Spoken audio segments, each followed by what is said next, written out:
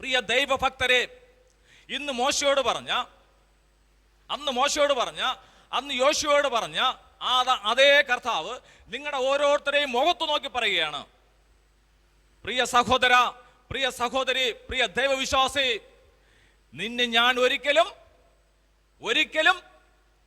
കൈവിടുകയില്ല, നിന്നെ ഞാൻ ഒരിക്കലും ഉപേക്ഷിക്കുകയില്ല.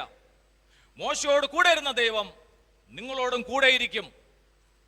യോശുവയോട് കൂടെ ഇരുന്ന ദൈവം നിങ്ങളോടും കൂടെയിരിക്കും.